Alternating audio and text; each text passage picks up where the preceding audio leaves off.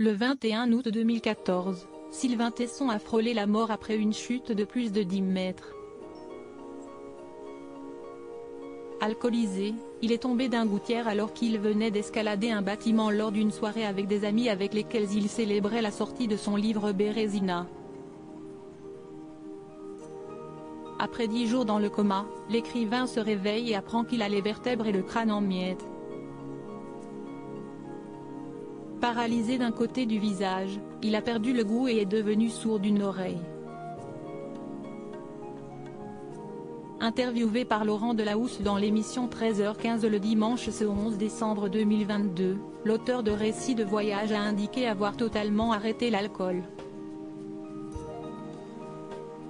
Je l'ai payé trop cher, vraiment, j'ai fait une chute parce que j'étais emboissonné, je suis tombé d'un toit, c'était stupide et ça a failli me coûter la vie et je crois que je n'arriverai pas à me modérer.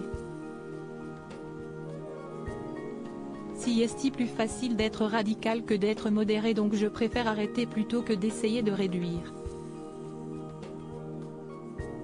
Et puis ça m'intéresserait pas, a-t-il confié.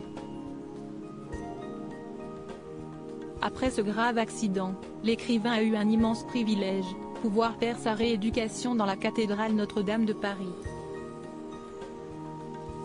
Très reconnaissant, l'auteur, qui pesait seulement 55 kg à l'époque, a expliqué à Laurent Delahousse: les autorités m'ont donné la permission de monter tous les jours par la tour nord, par les escaliers de la tour nord et puis ensuite de traverser par la rosace et de rejoindre l'escalier de la tour sud et de monter jusqu'au sommet de la tour, si bien que j'ai fait ma rééducation physique et anatomique ici.